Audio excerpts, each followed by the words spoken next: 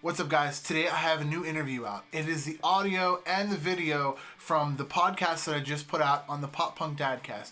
So if you don't feel like watching all the way, go over there to Spotify or to SoundCloud or on iTunes Music, iTunes Podcasts, and everything will be linked below.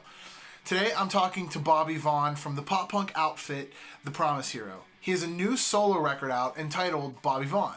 We talk about how we crossed paths in the past with our previous bands, about the differences there are in writing in a solo project compared to with a group of people in a band, how the pandemic has affected the music industry and his writing as a whole, what he misses about playing, our love for MxPx, and a whole lot more. So without further ado, let's check it.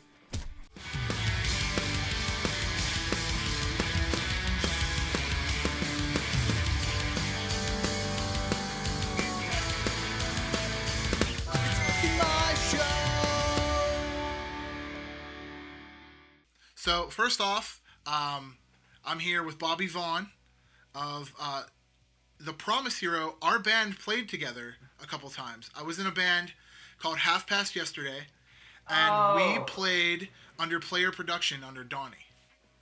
Wow. In Pittsburgh a long time ago. My brother found the flyer to it, and I hope before I edit all of this together, I can put it somewhere in here and show you that. But it's our band played together with Punchline.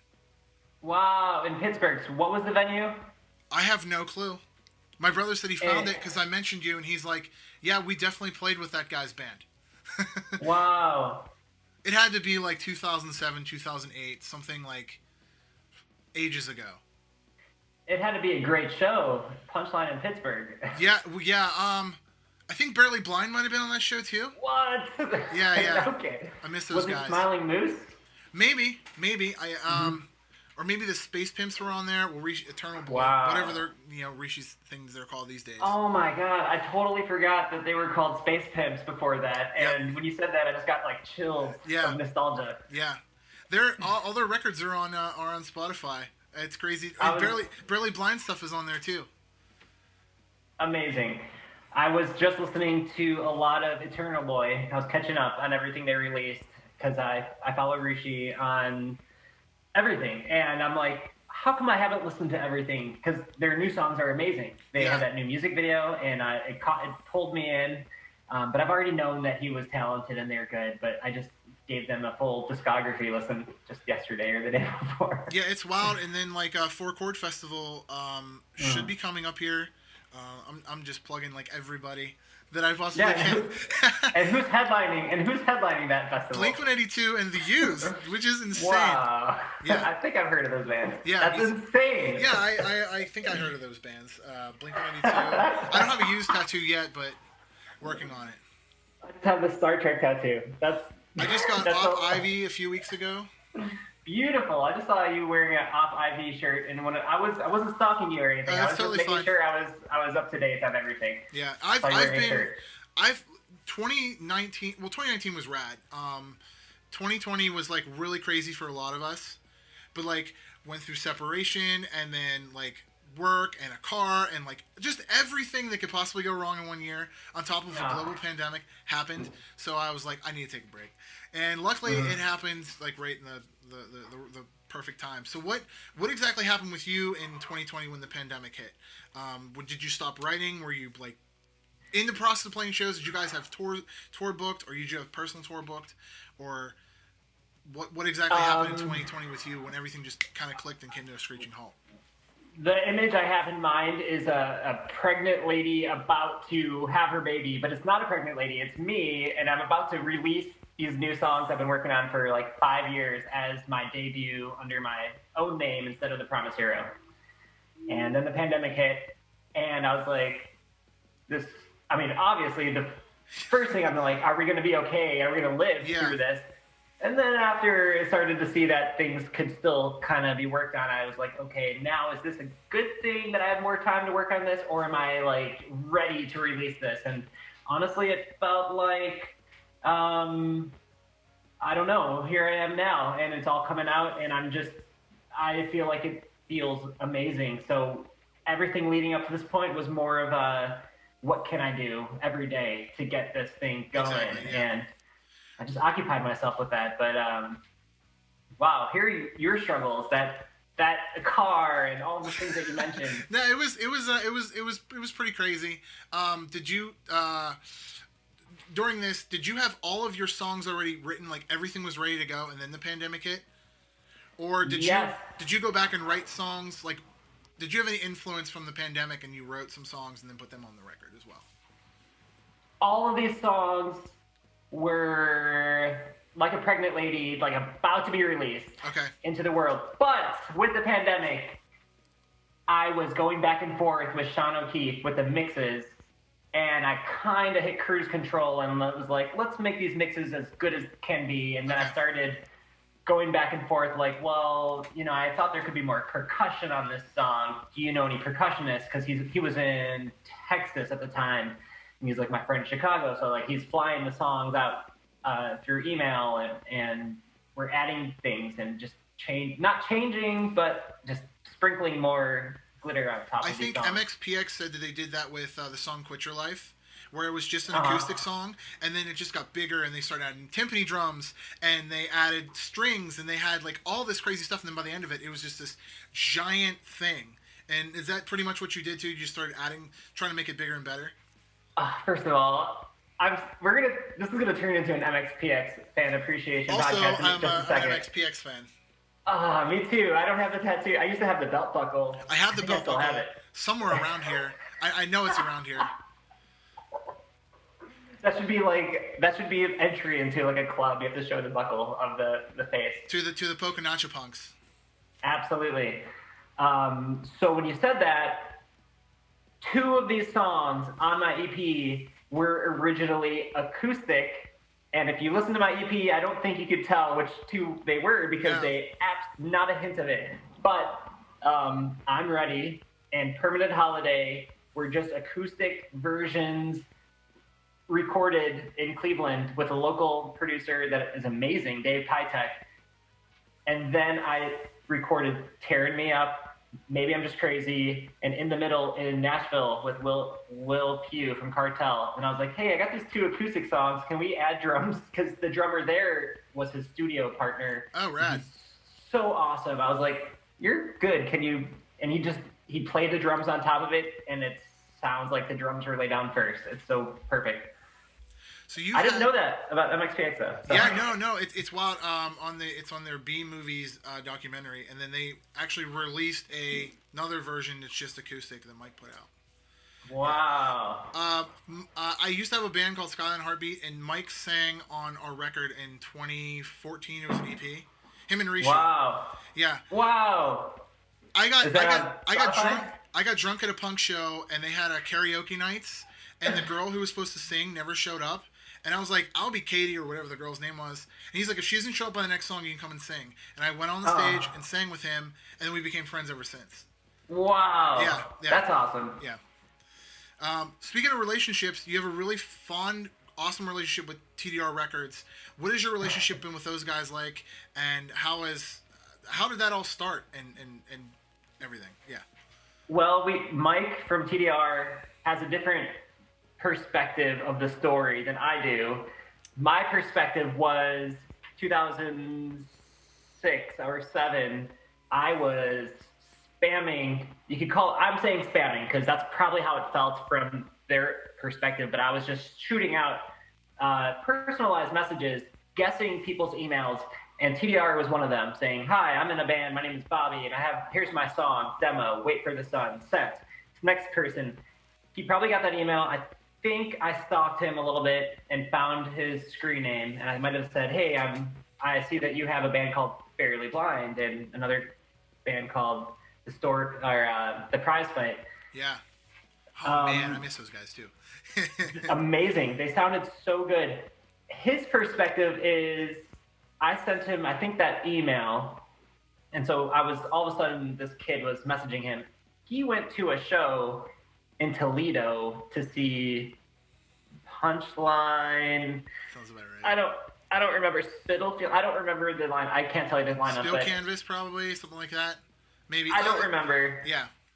But so he went to go see this all-star lineup of bands that he loves in Toledo. I don't know why he went there. I went because a friend was like, I'm going to the show. You want to pass out your flyers there? And I'm like, sweet. I passed Mike a flyer. So here's my flyer. Eat this. I'm just like passing it out to everybody. I was the king of, please notice me, notice me, notice me. And he noticed me. And I didn't know I was giving him my flyer. So after that, I hit him enough times for his attention. And then I got the opportunity to work with Chris Conley from Saves the Day. Guess how I got to work with him? Guess. Just go ahead and guess. Through Mike? Nope, I spammed him. Really? I messaged. Chris Conley had a face or a MySpace. I wrote, "Hi, my name is Bobby. Here's my demo." Sent, and he actually wrote back. And these moments, getting people to write back Cold calls. Just cold call people. Funny enough, Jarrett Reddick from Bowling for Soup, he was doing a solo show in Pittsburgh, and I tried going through his publicist, I tried going through his record label, I tried going through Bowling for Soup's everything, and nobody responded. I hit him up on Instagram, I was like, yo, I do this, I've interviewed these bands, I know you're friends with the same people, and he's like, dude, you're in. Here's my number, and I'll see you Saturday. And then we got drunk and did an interview. It's so insane how these people are so much closer than you would think. Yeah, and if more people like you and I would just go out on the limb and just cold call people. You never know. Mm-hmm. The worst they're going to say is, "Nah, not today. Sorry, I can't." Yeah, yeah, exactly that. Try me again another time. Yeah. Wow, I didn't even. I did the Back to the Beach Festival out in LA a couple years ago, and I hit up Blinks. They were headlining that. I hit up Blinks, and they're like, "Sorry, they're not doing press this tour. Hit us back up." And then they did the tour with Lil Wayne and Neck Deep, and they said, "Well, we're not doing press this tour either, but if you want press passes, we'll hook you up with that." Yeah, I want press passes for that. So, like, just put yourself out there and see what happens. Do you think flyering still? No, you're good. Do you think things have changed and come a long way since flyering? Because we used to do flyers too. And how do you think bands post-pandemic can get their name out there, being that like you can't go to a show and flyer anymore because everything's shut down. Nobody wants to take paper because they're afraid of getting sick. What do you think bands can do to get their name out there? I think it's the exact same thing as flyering. You could go up to a line of people and just hand them out, or you could go up to each person individually and say, "Cool shirt. I like MxPx too." And they say, "Wait, you actually see me as an individual?" It takes so much more work to talk to people, yeah, and call them out for their individuality. But that is how you create people that want to support me, people that come to my shows still and keep in touch.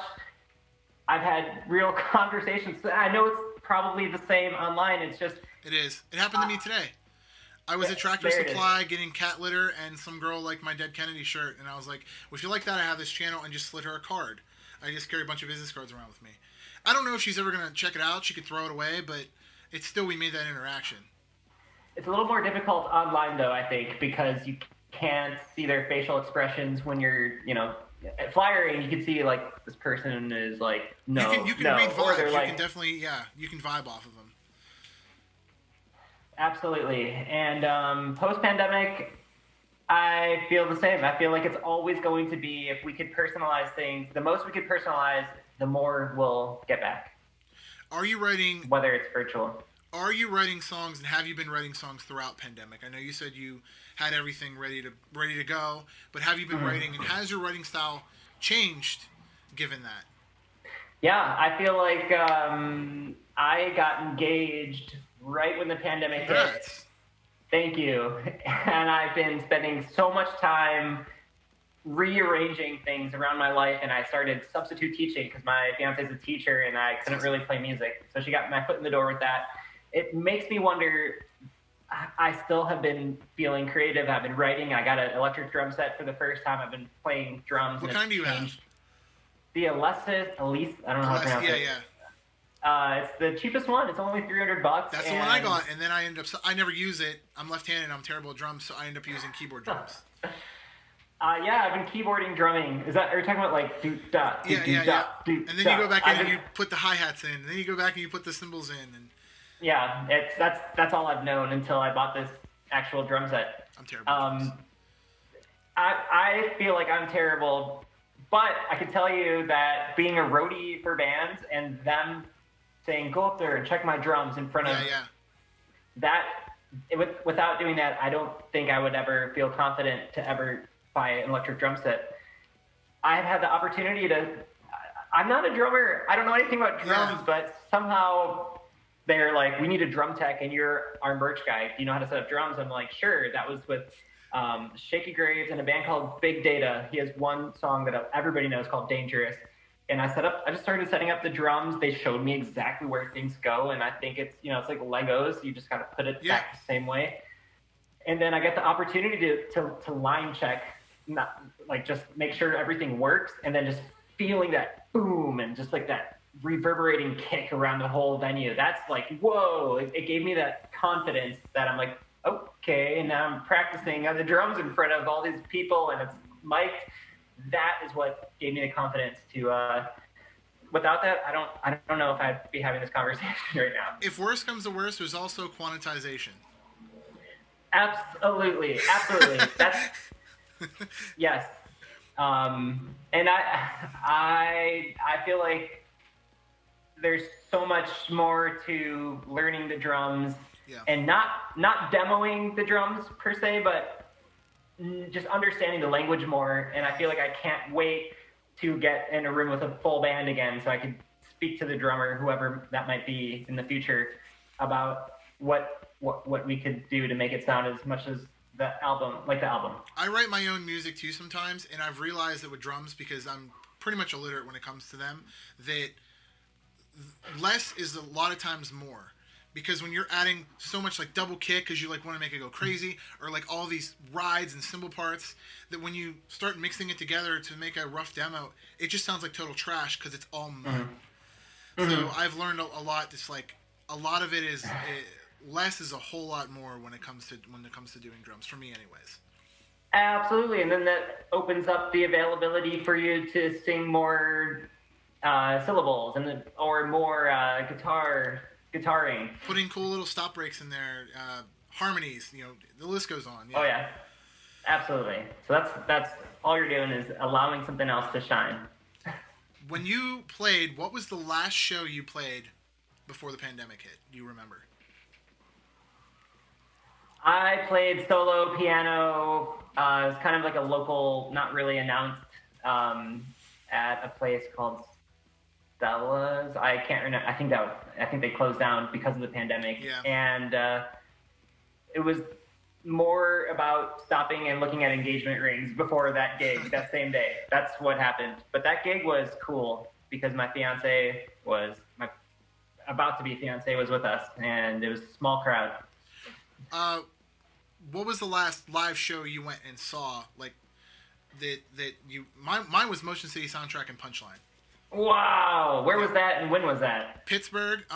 Basically, Motion City Soundtrack did the Don't Call This a Comeback tour at the beginning of 2020, and 2019 and 2020, and they had like all of these like one local band would play, and Punchline was that night. And Steve had called me up and was like, "Hey, we're also doing our CD release, our 10th anniversary, the following night at the Rex. Would you want to do the whole weekend?" And I was like, hell yeah. And he didn't tell me Motion City was playing at the one show. He's like, oh yeah, by the way, Motion City's playing. What? So yeah, he got me into that, and then I filmed both nights for them. That's amazing. Yeah. And then the pandemic hit and kind of screwed stuff up.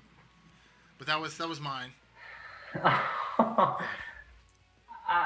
Well, that's a very beautiful way to end seeing concerts, is getting to go to those two. I don't think I had a pleasurable experience. I think mine was being a roadie, and it was with Shaky Graves. I was working for Shaky Graves, and I think opening for them was, or I think they were switching headlining. It was Dr. Dog. I love Dr. Dog, so it was cool. Was that in Ohio? It was all over the country, and you were on tour. Yes, that's after touring as a roadie for so long with these bands. I felt more like it was hard to get up and go see concerts when that's all I woke up and did every day. Yeah, I felt the same thing in 2019. I was doing like 2 or 3 shows, and I couldn't even enjoy them because I was like, everyone's like, oh my god, this person's playing at Warped Tour, and I'm like, yeah, it's really cool that I'm in air conditioning in the green room, but I can't watch them right now because I'm interviewing like Real Big Fish. But at the same time, it makes me kind of sound like a dick because I'm interviewing Real Big Fish. Yeah, but that thing that you're doing in that green room or area is such a it's work, not pleasure. Work, not pleasure, and it's something that you have more passion. Yeah. I don't know. Maybe I don't want to put that word in your mouth, but no, you've seen so many shows. I'm sure that it's like this is where it's at right now. And for me, I guess it was also in the green room or just living with these bands and soaking in their lives and seeing like what it is that they have that makes them so much more successful than, like, to me that was so interesting. And then when I would come home from these tours, I'd be like, I'm dead. And people would be like, Save the Day's in town. I'm like, I don't want to save the day. I want to save my life right now. I'm so burnt. Yeah. Yes. Moving forward, what do you think is going to change about live shows once shows come back? I know a lot of bands have been pushing stuff. They said 2020, and now it's 2021. I know My Chemical Romance dropped their entire touring until 2022. Wow. A lot of shows are announcing September. Rishi just announced that Four Chords is going to be moving to September sometime. He hasn't put out a date for that yet. Riot Fest is doing something in September, but they're also talking about pushing it to 2022. So what do you think moving forward? What do you think is going to change about shows? I think we'll see more respect, people asking for respect for privacy, space, boundaries. I think that thing is going to stick. Because before the pandemic, we were already hearing a lot more of like,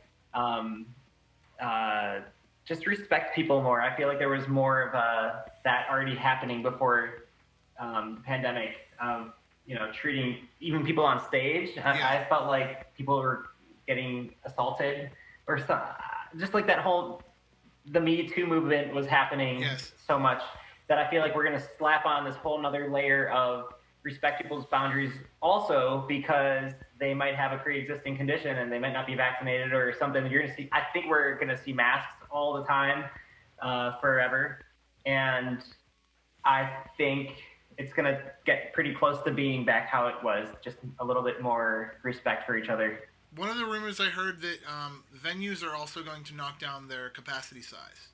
Not by half or anything crazy, but maybe like if it's 5,000, they might knock it down to 4,500 just to have a little bit more room. Ticket prices might go up a little bit, but those are the only things that I've really heard.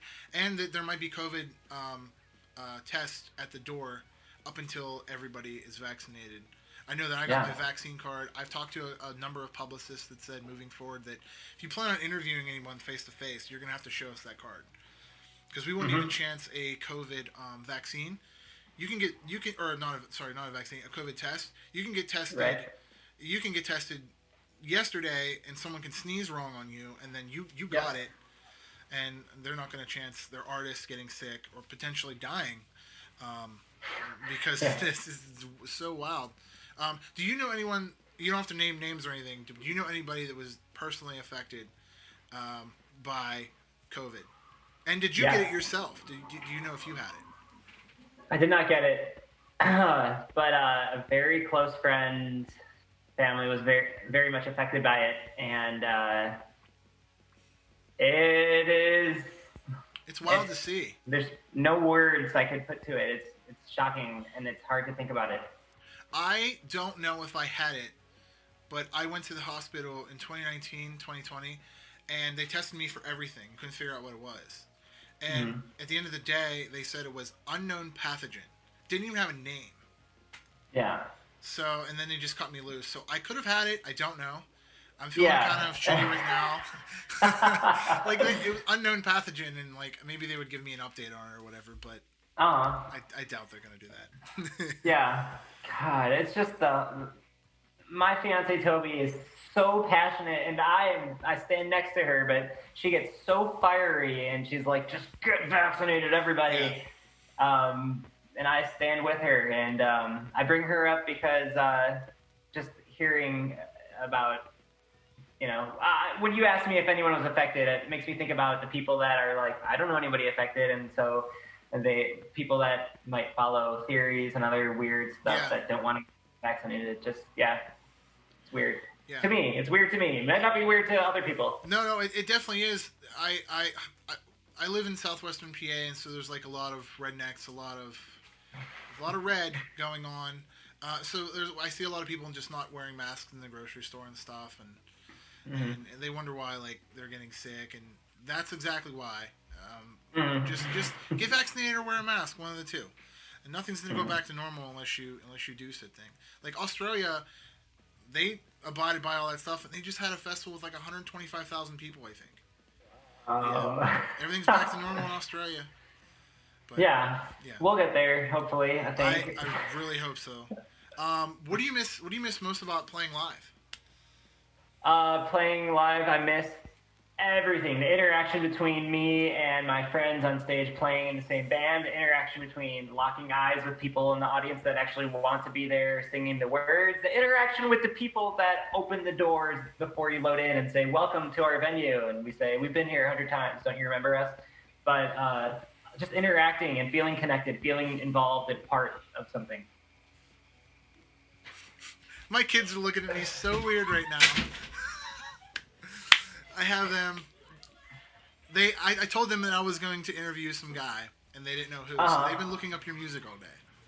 Oh, I'm good with kids. I'm a substitute teacher from preschool to 8th grade right now. So, hi. I have one in 3rd grade, and then I have a 16-year-old who's my niece, who we watch as well.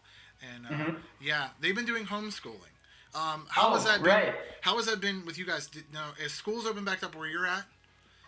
I think so. The school that I work for stayed open, but they're a small, very small school, and they were like leading the other schools as far as precautions and ways to stay safe.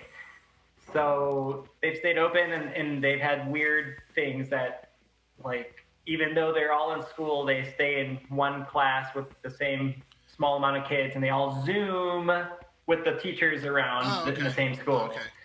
See, it's different here. I know it's different for each school district. They still change classes. It's mandatory for them to wear masks in the hallway, but once they get to their desk, there's like a barrier, kind of like how it was in South Park. If you watch the pandemic episode.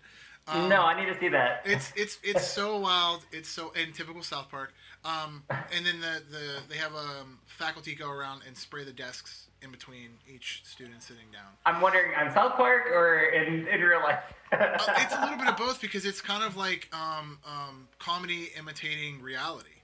That's so funny. Yeah, because a lot of the stuff that's going on, it's like it's South Park. They're far-fetching it, but at the same time, it's exactly what's going on. We just kept the kids home because my daytime hustle, like my job is I take care of old people.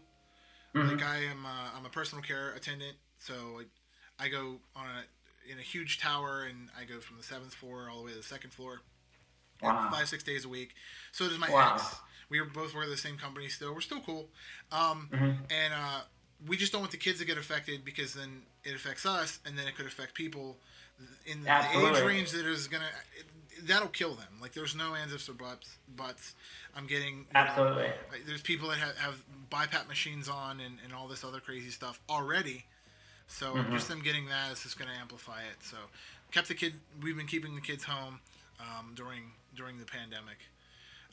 They can't wait for their show. The 16-year-old that I just told you about, her first show was Punchline and Motion City Soundtrack ever. Wow. Her first concert. Wow. So I'm hoping she wants to go to concerts now.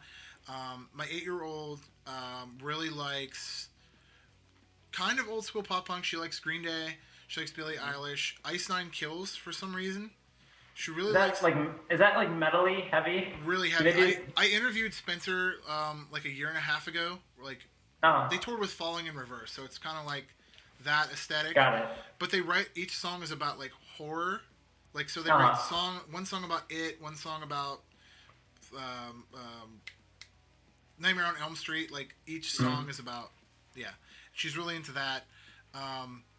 What do you remember being the first band, pop punk band, getting into growing up, like, around that age? And what age were you, actually, when you first got into the scene? I was... well, I have an older brother named Justin, and if you talk to him, he'd say I'm actually his younger brother. Anyways, he was pop punk ska guy. He was 4 years older than me, and he let me have his MxPx CD, and I was in 6th grade. I don't know, how old is that? 6th grade is like... It depends on how old you are. What year did you graduate? 05, and I was 06. And I feel like we have so much in common. Not to get sidetracked. MxPx and then Blink 182, and my brother was like, "We're going to Warped Tour." And this is '99, and he's like, "You can come with." I'm like, "Sure." I don't know what that is, and I also had friends that got into Blink 182 because of my brother. My friends got into Blink 182, and they were rich, and they bought the tickets, and we went to see Blink 182. I was living in Minnesota, so the scenery is completely green, luscious trees everywhere. And I saw Blink 182, and Phoenix TX and Bad Religion opened up for Blink 182. I'm getting a text message. Oh, I thought that was one of your. No, it was a text message. I'm getting Oh. No, I tried to put it on airplane mode, and apparently that didn't work. I love when that happens. Yeah. No, that's so wild. It does sound like we were in the midst of the pop punk explosion of the early 2000s. Most definitely. Did you go to the Pop Disaster tour? I remember all my friends did, and I was very angry. I was like, "You guys go to that and have fun." I couldn't go. I got into them like a year later, 2003, 2004. But I still knew who Blink was. My parents really weren't kosher on me going to concerts and all that stuff. So it was one of those things where I just had to wait. I did end up going to Warped Tour 2005. It's the first one I went to. What was the first Warped Tour you went to? Was you said 99? 99. Yeah, Damn. I did it. I was barely conscious of what life was. I was, I don't know, 12 or 13. It was Green Day played that year. Blink, Eminem was on that tour. Yeah, and I think. Yeah. I just remember seeing H2O. I'm like, why are there 50-year-olds on stage, and how come they're so amazing? And then I find out later on that H2O is one of my favorite bands. That's how I got into NoFX. I was like, what is this dude doing on stage with blow-up dolls in a dress? And I didn't understand it, and then I did, and he was singing like terrible songs about Michael Jackson doing stuff to kids, and like, just that's Fat Mike's nature though. So like, I was just absolutely. Yeah, I was blown away by it, and I didn't look back ever since. I think NoFX was at this one, and MxPx. The one thing I remember is MxPx just finished, and then NoFX started on the next stage. They're like, "Hey, we're Jews, and they're Christians." I remember that because that was very. I'm Jewish, and I never get. And in Minnesota, especially, nobody's Jewish. So that moment, I was like, "Guys, this is about me. This is about me. I'm Jewish." They're talking about something that I can relate to, and I didn't know any of those bands. Now I love them all. I for the longest time before I got into the scene or anything, I just knew that they had letters in their name, so I mixed up MxPx and NoFX. So I was like, and H2O was another one. I was like, do these guys like they're called Water? Like I don't get it. And then like Phoenix TX, and then like all the number bands like Blink came out, Sum 41. I was like, what? None of this makes any sense. Like, why aren't they called like Foreigner or like Bon Jovi or something like? Because that's what I grew up on as 80s hair metal. Yeah. Wow. Yeah. That's amazing. Crazy transition from that to punk and pop punk and emo and all that stuff. But I didn't understand it. So they have hair metal has such awesome guitar riffs. Was that your lead-in to playing guitar? Like, did you play guitar because of those bands, and did you learn that stuff first? Really weird thing. Me and both my brothers, we were in the youngest classical rock band in the United States at one point. We were forced. Yeah, we were 4, 6, and 8 years old. I played keyboards, and I played bass on the keyboard. And then my brother played guitar, and then my other brother played drums, and we were in a band with my dad. And it was Journey, Foreigner, Boston, Kansas, the Beatles, Del Shannon, like Gary Puckett and the Union Gap, everything from the 50s to the really early 90s. But he hated grunge, so we didn't get into that stuff. But it was like early 90s Bon Jovi and that kind of stuff. I think that's the latest we went. And then I got a bass. I really wanted a bass guitar because of Geddy Lee from Rush when I was like 14 or 15. And then I got into Mark Hoppus right around that time. And I was like, these songs are so easy. So does Rush, how does that compare? Because I still feel like I hear amazing, intricate things on the radio, and then I learn it, and I'm like, oh, this is just like Blink-182 when you look back at it. How's it compared? The guitar riffs are pretty easy. Kind of like Alex Lifeson, like 9/10 of his solos are actually done on one string. It's just like pulling off on the root. Mm-hmm. A lot of their stuff is in like D or A, E. So he's like rooting it and just going down with thirds. Geddy Lee's a little different. He's insane. Like if you listen to YYZ or like the Red Barchetta or Tom Sawyer even, he's playing keyboards with his hands and his feet, and then he's playing bass with his hands. He's hammering off with his hand while playing keyboards with the other, and then singing at the same time. So no, I can't do that. I incorporated that into the one band that I had, Skyline Heartbeat, the one that Mike sang on. And I played keyboard. We did like synth. It was like Motion City Soundtrack, but like Diet Motion City Soundtrack.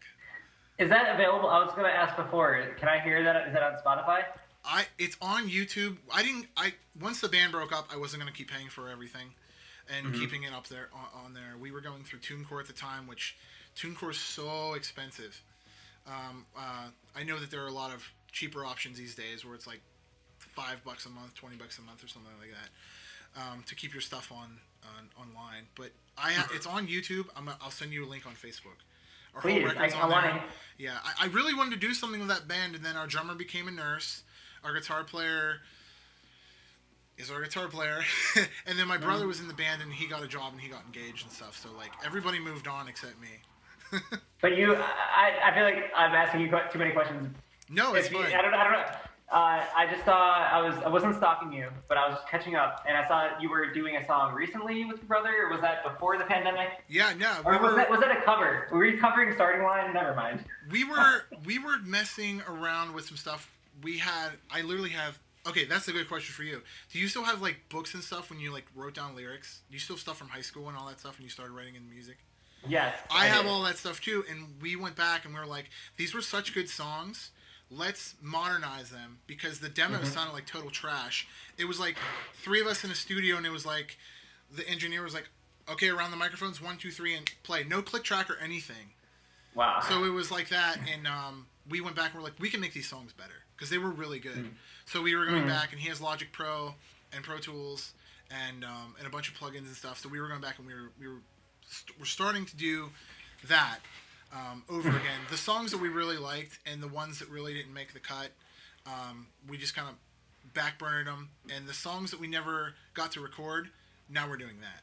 But it's songs from like 15 years ago. Do you ever find yourself doing that? Like going back through old journals and stuff and like checking and being like, hey, this was actually pretty good, or this is really cringy and I don't want to ever think about it ever again. It's the weirdest thing about that is every song I've ever written, I'm pretty sure everything I've ever written from 6th grade, I think that's as far back as it goes. I look at it and I can start singing along, because I think my theory is if the more ADHD you have in your body, the more you're just forced to write something that you can remember. You got to get it out. Do you use voice memo like on your phone or whatever? A little bit, and the more I think about how Justin Timberlake... Oh, well, okay, this is 2 different things. Yes, I do absolutely use voice memo, but if I use voice memo and I still can't think of it mentally how it goes, I might just say that song is not good enough. To me, a song is pursuable if I could start singing at any moment and try to remember the words That's my what do you want to call it? My process or something? Yes, it's how I determine if I want to keep pushing a song. Are you a lyrics or a melody person first? Or does it depend on what you're feeling? I definitely, when the Promise Hero was, so in case anybody's listening to this that doesn't know, I was in a band called the Promise Hero. When that was 4 people, all equally putting their heads together, we had plenty of songs that I didn't even hear before they put together. Those were my favorite songs to write lyrics for, because it was just this blank canvas of cool music that I never heard before, and I was just like, oh, I could work really hard on lyrics. But by myself, it's almost 100%, maybe 99.9, just hearing the melody and the chords in my head, and then lyrics are second thought. See, I've always been a lyrics person first, and I voice memo it. The biggest problem I had before technology was paper and pencil. I'd be like, this is really awesome, I'm going to write this down. I'd go back later, and I'm like, damn it, what's the melody to that? I can't remember it, and now I just got to either try to remember or make up something new, and hopefully it's as good as or better than what I originally had. My theory is someone like you plus someone like me creates a beautiful togetherness of well thought out lyrics with some fun melodies and chords. My brother, really baskets. Let's at least do one song together. That would be fun. But this is something that my brother Justin has also journals of lyrics. And he always just comes up to me. Our dynamic is he sings. He's like, here's my cool melody, but here's my lyrics. And I'll sing, and I'm like, oh, that's obviously this chord with then that. And he's like, I don't know how you do that. I'm like, I don't know how you do that. I'm like, I don't know how you come up with lyrics. But together it works, yeah. It's like John Lennon, or not John Lennon, Elton John and his writer. Like, one can write the melody and one can write the lyrics, but neither of them can do the opposite thing. Yes, so that's why I'm like, fingers crossed. Hopefully I'm doing well enough that people could enjoy my lyrics enough that they could also want to continue listening to me, because I know I'm such more of a melody chord guy. When you do solo stuff and when you do Promise Hero stuff, you said that it's 4 of you guys writing as compared to the one person. Is there any other differences in the way you go about writing in the Promise Hero compared to your solo stuff? Yeah, I guess because when the Promise Hero was 4 people, it would be like there's 4 people that could 3 other guys that would say this song is not worth our time. When I'm solo, I'm like, I could see the potential that I feel like the 3 other guys wouldn't see, and so it's scary because it almost feels like having other people involved so early on the process could cut it off too short, or maybe they see something that I don't and they want to do it, so it's a little scary. But that's why there's new things. I've been trying not to demo as much. I've been trying to do one demo and trying to conceal the emotion that I originally come up with in that first moment of writing the song. Are you like me, and are you your own worst enemy when it comes to critiquing? Because I'll write a song and I'll be like, that's awesome, and then 2 days later I'm like, that's trash. What was I thinking? Absolutely. When it comes to recording my own demos, when it comes to performing my own instruments and singing, I always think I could do it better. But that's what's the beauty of having band members that perform, and hopefully if these guys are in your band, hopefully you look up to them for how they play. That's why I'm so pumped about my new EP, because I wrote all these songs by myself and I came up with everything all by myself. But then when it came to record, I had Will Pugh was like, do you mind if I just play the guitar? I'm like, well, absolutely. I'm like, sweet. He learned everything so fast, and the drummer had his own. So I'm able to listen to my own songs and be like, oh, good, bravo. But outside ear is always a really good thing to have. Absolutely. I don't know how Elliott Smith, I don't know how he lives with himself. He recorded all of his own instruments on everything, you know? How do you do that? And I guess he didn't. Never mind. That's a bad joke. Because you didn't. Oh, God. I know one person that did. William Elliott Whitmore. He's a folk guy. He plays banjo. He sounds like he's 70 years old and smoked 10 packs of cigarettes a day. But he's this like 40-year-old white punk dude with a beard. He actually recorded a Bad Religion song on a banjo. It's pretty rad. I'll have to send you a link to that too. Yeah, absolutely. Yeah, but he recorded everything on his back porch. Just like a microphone and then another one for his voice, one for the banjo, and then sat on his back porch. He was in the middle of like nowhere and just pressed record, and the ambient sound of like birds chirping in the background and water. Wow. That's all part of it. There's no instruments other than his banjo and then his foot stomping for a bass sound. And did he mix it all by himself? I think it's just kind of one of those like pre-plug-in, like maybe Ozone 6 or 7 or whatever, where it's like a pre-set where it's just like, okay, acoustic preset, and then boom, it just does all the final mixing. Yeah. I think for his latter records, he started going to someone. So like you can't have the back porch sound already anymore. You've done right. This. And he also started adding actual drums, more guitar, upright bass, that kind of stuff. Really rad dude though. He's coming to Pittsburgh here soon. I hope. Unless they cancel tour. Unless he cancels tour again as well. I could go 2 different ways. First thing I want to say, you mentioned presets. I don't know why recording myself on GarageBand, I was always like, I will figure this out without the presets. It took me like 5 years until I was like, what if I just hit the preset and see what happens when my advice, if anyone's listening to this that has never recorded themselves and is just starting out, go with the presets. Yeah. Don't mess around too much. Just see what now it allows me to focus on the performing way better instead of like learning EQ. EQ is important to know, but I just spent so many years of trying to figure it out, and then the presets are. Do you still use GarageBand? I still use GarageBand to demo because I think I don't want to put any more time into something that gives me what I need. It's going to hit the cutting floor anyway. The cutting room floor, and you're going to end up either slicing it up or adding stuff or getting rid of it, especially if it's a demo. I don't want it to sound good. Yeah, exactly. It's just an idea getting out there.